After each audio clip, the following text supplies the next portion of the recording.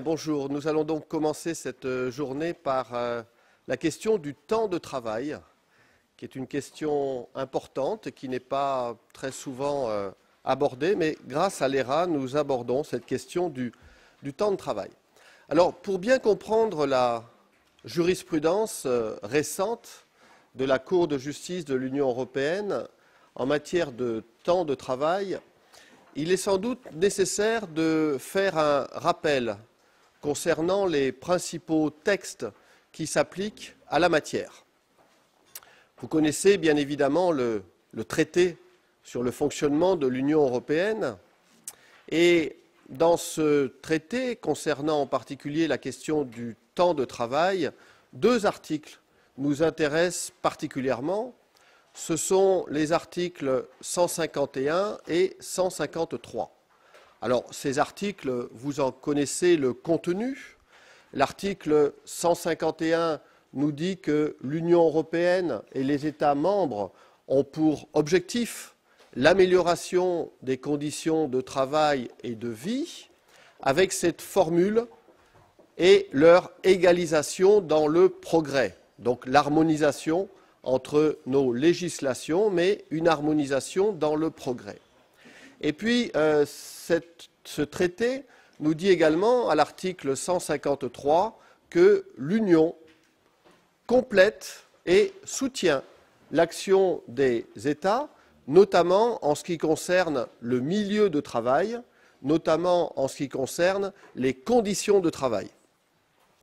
Ces dispositions, vous le savez, elles viennent du traité de Rome de 1957, qui est bien connu, mais elles viennent également d'un autre traité que souvent on oublie, qui est l'acte unique de 1986.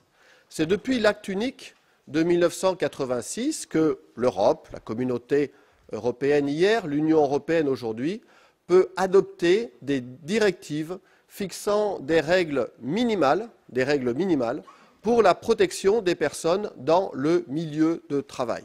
Donc nous sommes clairement dans une perspective de l'amélioration des conditions de travail et de la protection de la santé dans le milieu de travail.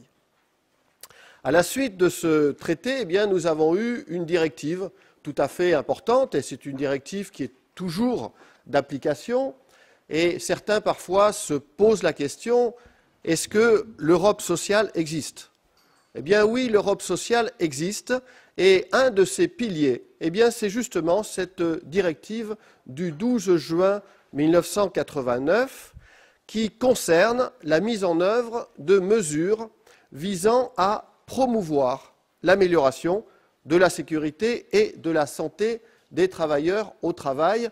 La formulation est un peu lourde, un peu longue, mais on voit qu'il s'agit d'une formulation dynamique, promouvoir l'amélioration de la santé des travailleurs sur le lieu de travail.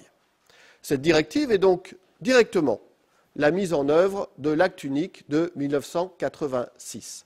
Cette directive est une directive cadre, c'est une directive générale qui fixe des principes généraux de prévention et à la suite de cette directive ont été adoptées un certain nombre de directives particulières concernant des populations ou concernant des questions.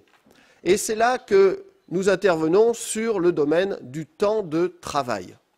La directive en matière de temps de travail, la première directive, la directive de 1993, cette directive s'inscrit directement dans cette perspective de protection de la santé sur le lieu de travail. Cette directive de 1993 n'avait pas été appréciée par le gouvernement du Royaume-Uni et le gouvernement du Royaume-Uni avait saisi la Cour de justice pour faire annuler un certain nombre de dispositions de cette directive. Son action a eu peu de succès et nous avons un arrêt extrêmement important de la Cour de justice de 1996, l'arrêt Royaume-Uni contre Conseil, qui est un des arrêts les plus essentiels en matière de protection de la santé au travail. Cette directive de 1993, elle a été actualisée, elle a été consolidée pour intégrer un certain nombre d'autres textes. Et aujourd'hui, eh bien, le droit positif, le droit applicable, figure dans la directive numéro 2003-88, donc la directive du 4 novembre 2003. Alors, cette directive, elle a fait l'objet de 2 tentatives de révision. Une tentative de révision directement par le biais de la Commission, qui avait élaboré un projet de réforme de cette directive, et ce projet n'a pas abouti, notamment en 2009. Quel était l'objectif? Eh bien, l'objectif de la Commission, il s'agissait de la Commission de M. Barroso. Quel était l'objectif? L'objectif était, à côté de la question de la protection de la santé, de fixer à cette directive un autre objectif qui était d'améliorer la compétitivité des entreprises. Et bien évidemment, améliorer la compétitivité des entreprises est un objectif tout à fait important. Mais qui trop embrasse mal étreint, est-il possible, dans la même directive, de poursuivre 2 objectifs? Cela n'est pas évident et les parlementaires et les ministres n'ont pas réussi à se mettre d'accord sur la révision de cette directive. Il y a eu une seconde tentative par le biais de la négociation entre les partenaires sociaux européens, mais là encore, la négociation n'a pas abouti et donc la révision de cette directive n'a pas eu lieu. Donc, pour dissiper toute confusion, pour dissiper tout malentendu, le texte applicable aujourd'hui, c'est bien cette directive 2003-88 du 4 novembre 2003. Nous allons revenir sur un certain nombre de points qui sont à l'origine de difficultés concernant cette révision. Mais je voudrais également attirer votre attention sur la Charte. La Charte des droits fondamentaux de l'Union européenne. Vous le savez, cette Charte a la même valeur juridique que les traités, et cette Charte est très importante quand il s'agit d'interpréter des dispositions des traités. Cette Charte n'est pas utilisable de manière autonome, cette Charte est mise en œuvre à l'occasion de la mise en œuvre du droit de l'Union européenne. L'article 31 nous parle de conditions de travail justes et équitables. C'est un écho à des conventions de l'Organisation internationale du travail. Que faut-il entendre par conditions de travail justes et équitables? Eh bien, plusieurs choses. Le texte nous dit que tout travailleur a droit à des conditions de travail qui respectent sa santé, qui respectent sa sécurité et qui respectent, et là le champ est évidemment beaucoup plus vaste et moins identifié, dans le prolongement de l'intervention de Ioannis hier, qui respecte sa dignité. Le texte nous dit également, et là ça nous intéresse très directement, nous sommes dans un texte de niveau constitutionnel au niveau européen, le texte nous dit que tout travailleur a droit à la limitation de la durée du travail, à une durée maximale du travail.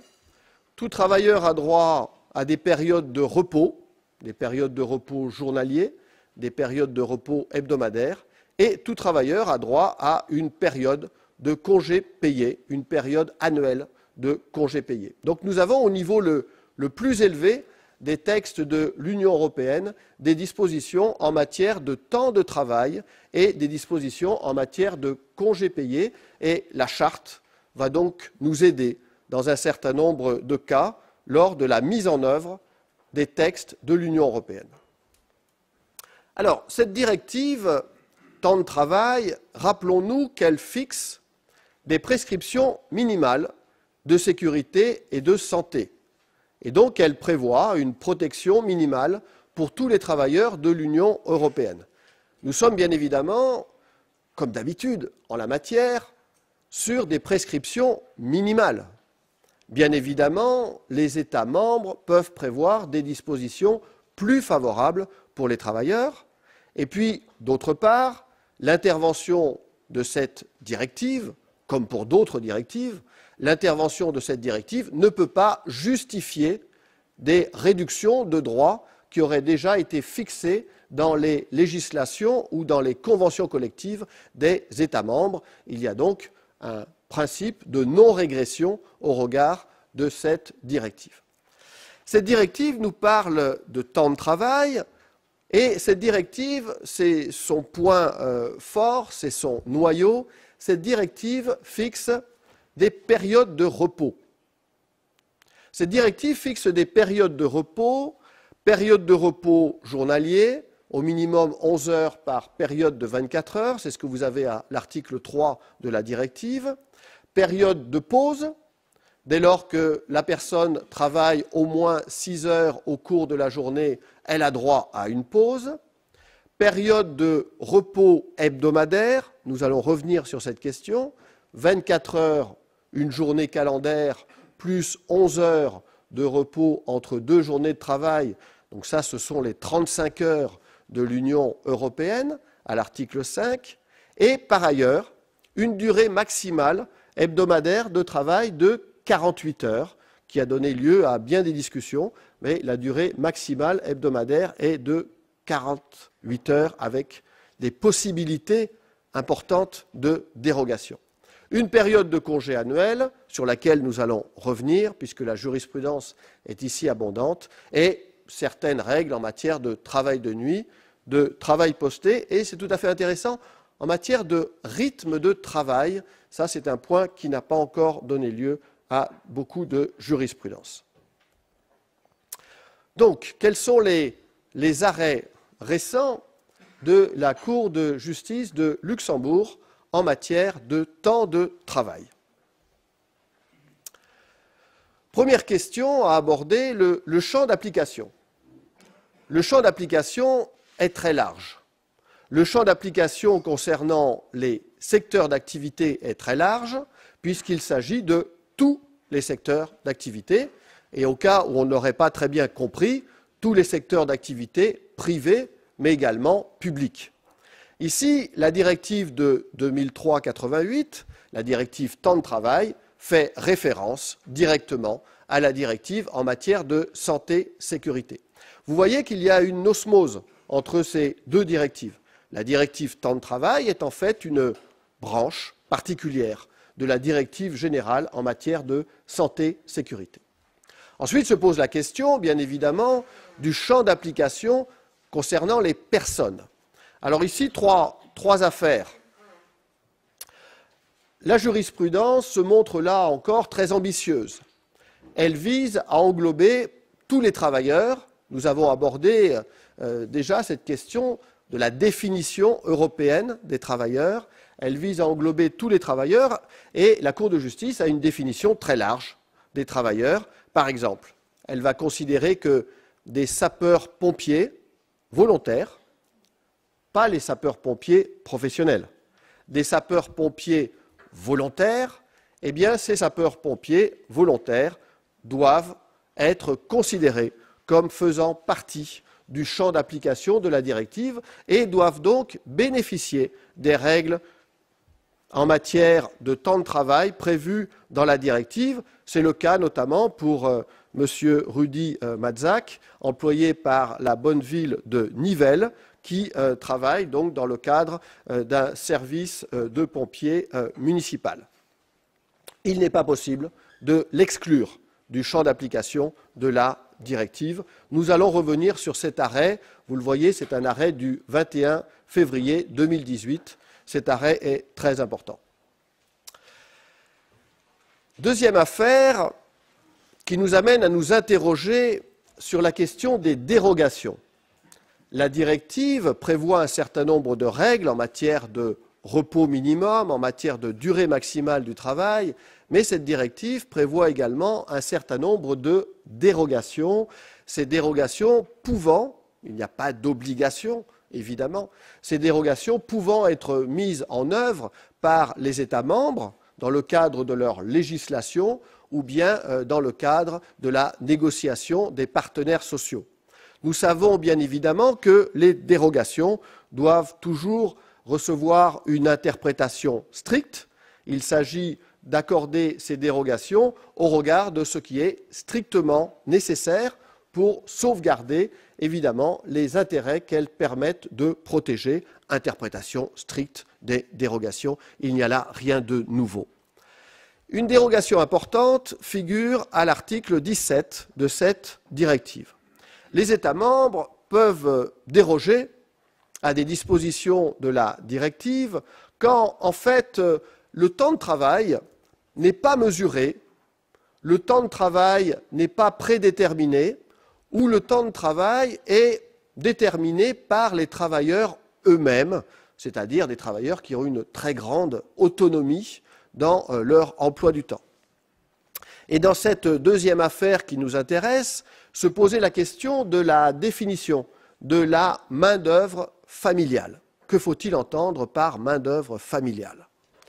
Alors, c'est une affaire qui nous vient de Finlande et qui concerne les villages d'enfants. Ce sont des villages des établissements qui accueillent des enfants dont les familles sont perturbées ou même qui n'ont plus de parents connus. Et on essaye, dans ces villages d'enfants, de reconstituer un environnement de type familial, de manière à leur permettre une éducation et à leur permettre de grandir dans un environnement psychologique le plus satisfaisant que possible. Dans ces villages d'enfants, il y a évidemment des salariés qui sont occupés, que l'on appelle des parents, entre guillemets, bien évidemment. Il y a des parents de substitution, si on peut se substituer aux parents, des parents de substitution, des parents qui sont titulaires de leur poste et des parents qui sont remplaçants, des salariés qui sont remplaçants. C'est posé la question du champ d'application de la directive. Est-ce que ces salariés parents remplaçants bénéficient de la directive? Et comment mesurer leur temps de travail? Alors, on a remarqué que le temps de travail de ces parents remplaçants était quand même largement prédéterminé par l'employeur, qui fixait des règles concernant, évidemment, les moments où ces salariés doivent être présents. Ces parents remplaçants, ils travaillent d'une manière assez originale, ils travaillent dans un environnement qui essaye de reconstituer une famille, mais ils ont une certaine autonomie. Ceci dit, ils ne peuvent pas déterminer librement, bien évidemment, leurs horaires de travail et ils ne peuvent pas déterminer librement leur durée du travail. La Cour de justice a donc répondu à la Cour suprême de Finlande que la dérogation prévue par l'article 17 ne pouvait pas s'appliquer à cette activité de parents dans des villages d'enfants, qu'il n'y ait pas de confusion, parents est le terme employé pour ces personnes qui sont des salariés. Pourquoi? Eh bien parce que la durée du travail n'est pas déterminée dans son intégralité par ces personnes. Ces personnes ont une certaine autonomie, mais leur durée du travail et leurs horaires sont quand même déterminés par l'employeur. C'est un arrêt du 26 juillet 2017. Troisième affaire que je ne développe pas, c'est une affaire plus ancienne, mais pour attirer votre attention sur le fait que la Cour de justice est en train de répondre à toute une série de questions concernant des professions particulières. Et dans cette affaire plus ancienne, du 14 octobre 2010, il s'agissait de moniteurs de colonies de vacances. Et là encore, la Cour de justice a considéré que ces salariés, même s'ils ne travaillaient que quelques jours dans l'année, c'était 80 jours dans l'année, eh bien ces salariés devaient bénéficier des règles prévues par la directive. Question importante, et peut-être la question la plus importante, puisqu'en fait c'est le socle de l'ensemble des règles en matière de temps de travail, ce sont les fondations, tout repose sur cette règle, la mesure du temps de travail. Comment définir le temps de travail? Quand est-ce qu'une personne est réellement en temps de travail et quand est-ce qu'elle est dans un autre temps? Alors, la directive, à l'article 2, nous dit, ça vaut la peine de s'y arrêter quelques instants, le temps de travail est le temps pendant lequel le travailleur est au travail, le travailleur est sur son lieu de travail, qui peut être l'entreprise, qui peut être un chantier, mais ça peut peut-être aller encore plus loin. Le travailleur est au travail, il est à la disposition de l'employeur, il est prêt à répondre à toute demande de l'employeur, et il est dans l'exercice de ses fonctions. Et là, évidemment, il peut y avoir un certain nombre de difficultés pour déterminer que signifie être dans l'exercice de ses fonctions. Cela peut être plus ou moins simple à définir, suivant évidemment les activités professionnelles. Donc 3 éléments. Le travailleur est au travail, à la disposition de l'employeur, dans l'exercice de ses fonctions. En fait, il y a un 4e élément. Je ne l'ai pas donné. C'est que dans la définition, le texte nous dit « conformément aux législations nationales et aux pratiques nationales ». Et donc c'est poser la question, est-ce que finalement chaque État ne pourrait pas définir lui-même le temps de travail? Est-ce que nous ne pourrions pas avoir une définition du temps de travail librement déterminée par chaque État membre? Et là, la Cour de justice nous a répondu non. La définition du temps de travail est une norme européenne. C'est une norme que les États doivent respecter. La Cour de justice emploie une jolie formule. Les États ne sont pas habilités à altérer la définition. Qu'est-ce que cela signifie? Cela signifie que les États ont évidemment une marge de manœuvre. Ils peuvent modifier cette définition dans une certaine mesure, ils peuvent l'améliorer. Qu'est-ce que cela veut dire? Cela veut dire que les États peuvent prévoir des dispositions complémentaires à condition de se situer dans la finalité de la directive, qui est la protection de la santé. Les États sont libres. S'ils veulent améliorer la définition, de l'améliorer, si cela va permettre une meilleure protection de la santé. En revanche, les États ne peuvent pas modifier la définition du temps de travail si cela va au contraire dans le sens d'une dégradation de la santé ou si cela ne permettra pas de répondre à l'objectif d'amélioration de la santé. La Cour de justice est amenée à nous dire très précisément que oui, un sapeur-pompier volontaire est bien un travailleur et que là encore, la définition européenne du travailleur a pleinement à s'appliquer. Vous avez bien évidemment reconnu l'arrêt de Rudi Matzak, ville de Nivelles.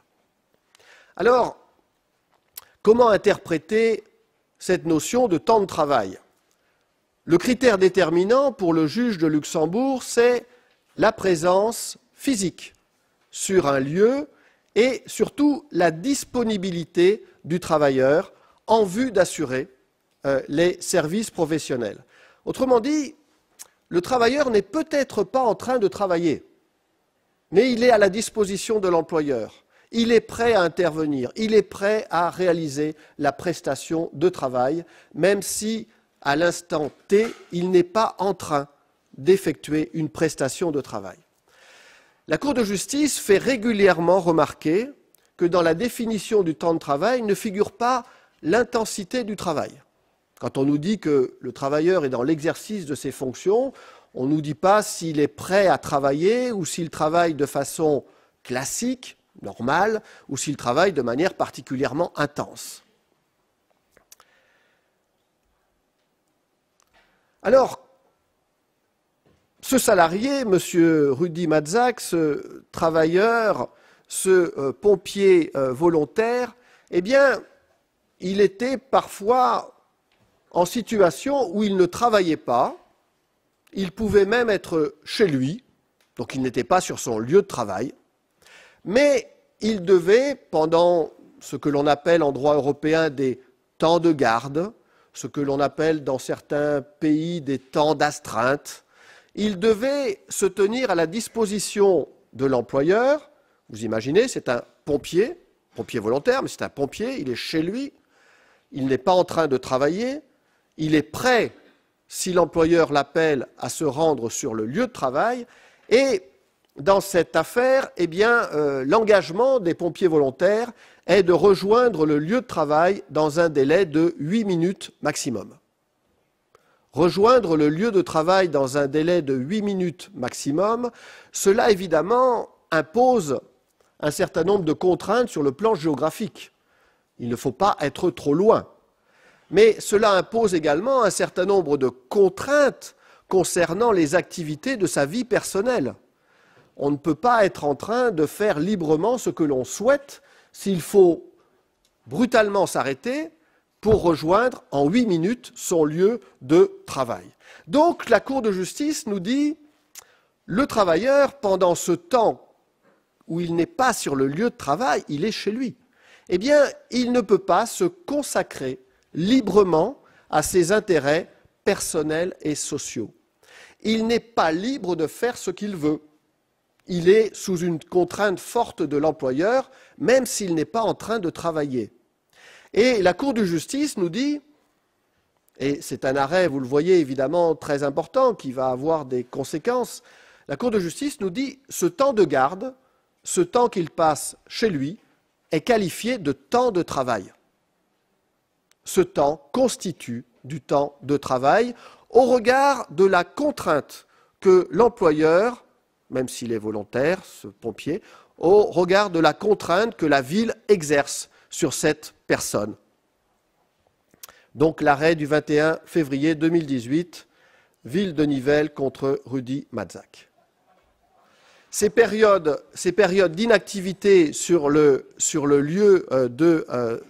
son domicile, ces périodes d'inactivité doivent néanmoins avoir la qualification de temps de travail. Cette jurisprudence concernant la ville de Nivelles, elle fait écho à un arrêt plus ancien que je vous signale, parce qu'il me paraît intéressant de le connaître au regard de l'évolution de la jurisprudence. C'est une affaire espagnole où, en fait, des salariés n'ont pas de lieu de travail fixe, ils sont itinérants. Chaque jour, ils ont un lieu de travail différent.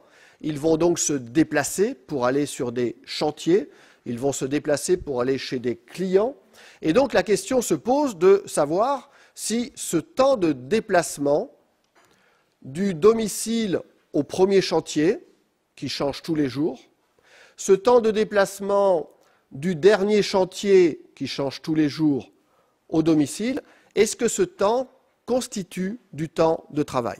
Eh bien là encore, la Cour de justice va répondre que le salarié est au travail, dans un véhicule de l'entreprise, à la disposition de l'employeur, et il est bien dans l'exercice de ses fonctions. Ce qui est intéressant dans cette affaire, c'est que l'employeur faisait remarquer que cela allait avoir des conséquences très lourdes sur le plan économique si on qualifiait ce temps de déplacement de temps de travail. Et ici, la Cour se fonde directement sur un considérant de la directive de 1989, qui est repris dans la directive temps de travail de 2003, l'amélioration de la sécurité, de l'hygiène et de la santé des travailleurs au travail représente un objectif qui ne saurait être subordonné à des considérations de caractère purement économique. Donc, ce temps doit être considéré comme étant du temps de travail, même si cela va avoir des conséquences, évidemment, sur le plan économique. La protection de la santé est importante. Cette jurisprudence sur la définition du temps de travail s'inscrit dans une jurisprudence constante de la Cour de justice depuis 2000. Un point très important, quand le juge nous dit que ce temps constitue du temps de travail, c'est au regard des règles en matière de santé-sécurité. Le juge ne nous parle pas de rémunération. La question de la rémunération est renvoyée à la législation et aux conventions collectives à l'intérieur de chacun des États. Donc nous devons éviter toute confusion. Quand le juge nous dit qu'un temps est du temps de travail, c'est uniquement au regard des règles en matière de repos minimum et de durée maximale. Cela ne concerne pas la question de la rémunération. D'autres arrêts sur lesquels je vais moins m'appesantir, mais qui sont nécessairement importants à connaître. Le repos hebdomadaire. Tout travailleur bénéficie au cours de chaque période de 7 jours d'une période minimale de repos sans interruption de 24 heures qui s'ajoute aux 11 heures. La question posée ici, c'est de savoir à quel moment placer ce repos hebdomadaire. Est-il nécessaire que le repos hebdomadaire, 24 heures plus 11 heures, est-il nécessaire que ce repos hebdomadaire intervienne après 6 jours de travail? Un salarié, dans cette affaire, avait été amené à travailler pendant plusieurs années, pendant 7 jours consécutifs. Eh bien, ici, l'arrêt est assez curieux. La Cour de justice nous dit que la directive n'impose pas que le salarié bénéficie de ce repos hebdomadaire après une période de 6 jours et que le salarié peut très bien bénéficier de son repos hebdomadaire au cours de la période des 6 jours. Ça peut être au début de cette période ou à la fin de cette période. Autrement dit, nous arrivons à cette situation qui n'est pas satisfaisante pour la Cour de justice. Le salarié peut travailler 12 jours consécutifs, puis avoir 2 jours de repos, puis travailler 12 jours consécutifs, etc. Cet arrêt n'est pas très satisfaisant et il semblerait que le juge ait fait une lecture littérale de la directive et ait quelque peu oublié une lecture au regard de la finalité de la directive, qui est la protection de la santé et de la sécurité. Le repos hebdomadaire donne lieu également à une jurisprudence importante dans le domaine des transports par route. Alors là, nous avons un règlement de 2006 qui est assez technique, qui fixe dans quelles conditions vont être pris ces repos hebdomadaires normal de 45 heures, repos hebdomadaire réduit qui peut descendre jusqu'à 24 heures. Le règlement nous dit selon quelle fréquence sont pris ces repos hebdomadaires. Et la question qui était posée était de savoir si le salarié pouvait prendre ses repos hebdomadaires dans son véhicule. Et cela est prévu par le règlement, notamment quand il prend des repos hebdomadaires réduits ou bien quand il prend des repos hebdomadaires journaliers. Mais la Cour de justice, et cela doit évidemment être approuvé, nous a dit que le salarié ne peut pas prendre ses repos hebdomadaires normaux de 45 heures dans son véhicule. Le salarié doit pouvoir prendre ses repos hebdomadaires normaux dans le cadre qu'il choisit, et notamment dans son cadre familial. Il ne faut jamais oublier quelles sont les finalités de ce règlement, c'est très important. Évidemment, c'est améliorer les conditions de travail des travailleurs du secteur routier, c'est améliorer, et ça nous concerne tous, la sécurité routière en général, et puis c'est harmoniser les conditions de concurrence en matière de transport routier, et vous le savez, c'est une question très importante. Congé annuel payé, depuis 2009, nous avons une jurisprudence très importante qui prévoit que tout travailleur bénéficie d'un congé annuel payé. Il n'y a pas de dérogation. Et cette jurisprudence nous dit, eh bien, le travailleur peut avoir été en arrêt de travail pour maladie. Il continue à générer du droit à congé. S'il a été en congé annuel pour maladie, les congés qu'il avait accumulés avant ce congé maladie, il doit en bénéficier à son retour dans l'entreprise. Et ce n'est que quand il quitte l'entreprise sans avoir pu bénéficier de ses repos qu'il va pouvoir bénéficier d'une indemnité financière de compensation. Alors, la jurisprudence ici est très importante, il y a beaucoup de contestations, et nous avons notamment un arrêt, M. King, où ce salarié, pas exactement un salarié, ce travailleur indépendant, eh bien, a pendant plusieurs années pris des congés annuels, mais ces congés annuels n'étaient pas rémunérés, puisque ce travailleur n'était payé qu'à la commission, et il demande, lorsqu'il quitte l'entreprise, il demande le versement des indemnités financières pour ces congés annuels qu'il a pris sans rémunération. La Cour de justice nous dit que le travailleur, même un travailleur indépendant, doit bénéficier d'une période de congé annuel payé et que pour bénéficier réellement de cette période de congé annuel, pour en bénéficier réellement, il doit avoir la garantie que ce congé annuel va lui être rémunéré. Autrement dit, dans cette situation, on peut considérer que ce travailleur n'a pas réellement bénéficié de congé annuel payé et que l'entreprise qui le rémunère à la commission va devoir financer ses congés payés. Alors la question qui se pose, c'est de savoir sur quelle période peut-on remonter. Ce salarié a travaillé pendant plusieurs années. Quand il s'agit de salariés qui ont eu des arrêts de travail pour maladie, la Cour de justice nous dit que le salarié doit bénéficier de ses congés annuels pendant cette période de maladie. Autrement dit, la période de maladie continue de permettre de générer du droit à congé. Le salarié a été malade pendant 1 an, le salarié a été malade pendant 15 mois, il a droit à ses congés pour cette période d'au minimum 4 semaines par an. Oui, mais concernant la situation de M. King, eh bien ici, le juge fait preuve d'un pragmatisme tout à fait pertinent. Il nous dit, oui, mais là, le salarié, il n'a pas bénéficié de rémunération du fait de l'employeur, du fait de l'entreprise. C'est l'entreprise qui est responsable. Lui, il n'était pas en arrêt maladie. C'est l'entreprise qui est responsable, c'est l'entreprise qui a refusé de rémunérer ce congé annuel.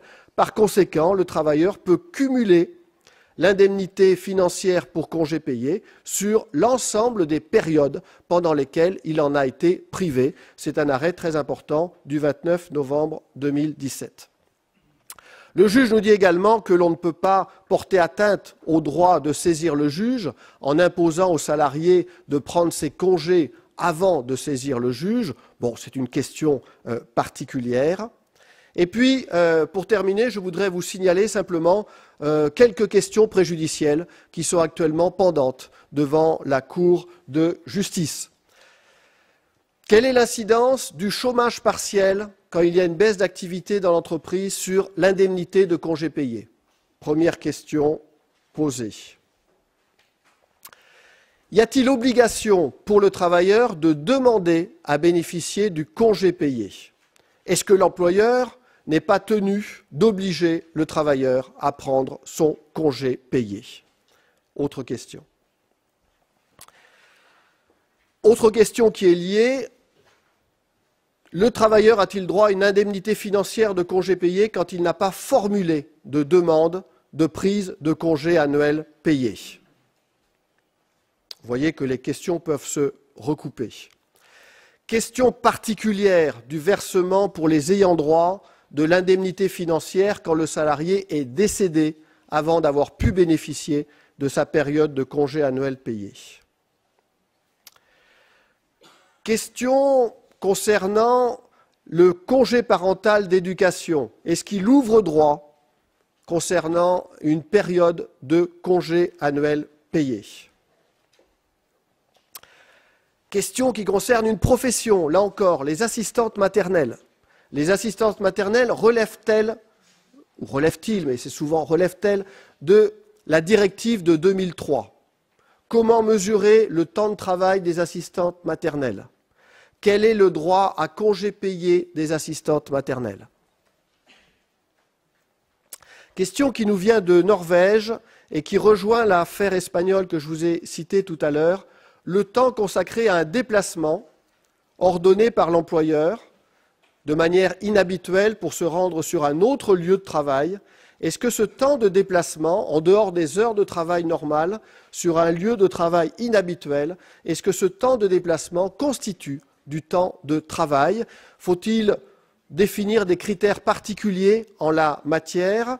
Et y a-t-il nécessité de prendre en compte l'intensité de l'activité pendant ce temps de déplacement? Voilà, vous aurez ici un certain nombre d'indications concernant les lieux où vous pouvez retrouver cette jurisprudence. Et j'attire votre attention sur le fait que cette jurisprudence, vous la retrouvez dans la partie politique sociale, protection de la sécurité et de la santé des travailleurs. Je vous remercie pour votre attention.